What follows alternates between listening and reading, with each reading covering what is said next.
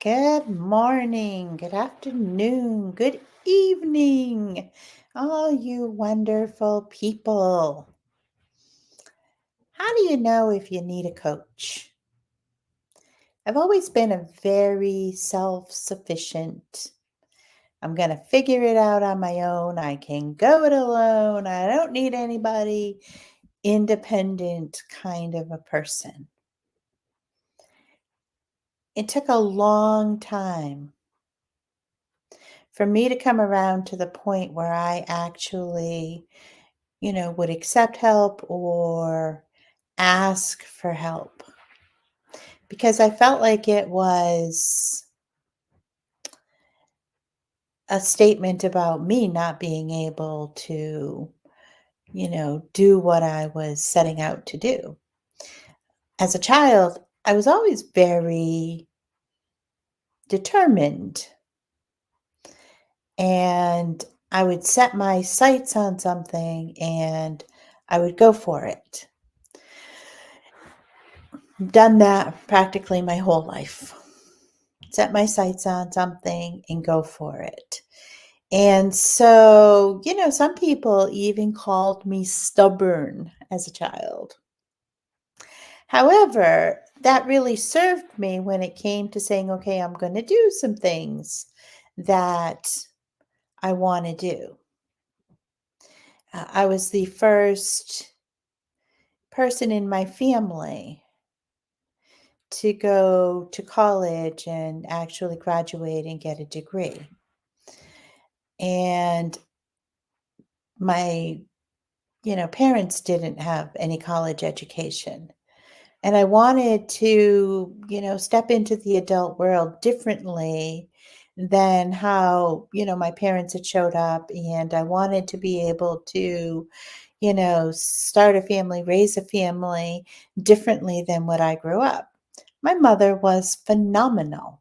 I mean, she was outstanding. There were still things that we didn't have, right? That we struggled. Those struggles were real. And I didn't want to bring that forward into, my adulthood and for my family and for my kids. So I wanted to be able to just show up differently. And I was very, very determined to do that. So I started, by going to nursing school and I got my licensed practical nurse license. And then I would watch the registered nurses around me and I'd be like, I can do that. I can do that. That's actually as I was working as a nursing assistant and I watched the nurses and I was like, I can do that. I can do that. Got my LPN. I can do that. I can do that. Got my RN. And then I started watching the, managers and the leaders. I can do that. I can do that. I realized I could help more people if I stepped into a leadership role than I could as just a nurse on the floor doing my job. And that was always my goal when I was in nursing and doing that. So it helps sometimes to be able to have that, drive to move forward and sometimes you're just not figuring it out on your own. You need somebody else to kind of guide you, push you sometimes. So think about sports and coaches in sports. You could have a bunch of people that, can play good ball and they still need a framework, a structure to be able to walk them through and help them to grow and level up, move into that next place that they want to move into. So I would say that, getting a coach is good when you really want to accomplish something and you feel like maybe there's some barriers to holding you back from what it is that you want to accomplish. you want to make sure that when you get a coach, right? We talked about the 4 requisites for change. It's somebody that understands that and can work with you on making sure that you're releasing those obstacles, right? The baggage, the filters that are getting in the way, and that you're creating that really compelling future and then taking the action steps necessary. And you want to get a coach that is aligned with what it is that you're looking for.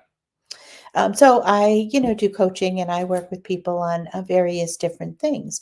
There might be some things that I wouldn't consider my area of, comfort in working with them on, because maybe it's something that I just have no experience or knowledge or, um, you know, uh, insight into. And so I wouldn't be a good fit for that coach. And then, it would be, from my personal perspective, trying to help them find somebody who would be a good fit to be able to help them in that area of life. But in short, if you really want to level up and you are struggling to do it on your own, it might be a good idea to think about, hey, if I got a coach, would that help me? And if you're in that place, feel free to reach out to me. I would love to have a conversation with you and see what you're looking to accomplish and see if there's some way that I could help you out in doing that. So until next time, this is Rebecca with Mind Over Matter Hypnosis. Have a great day.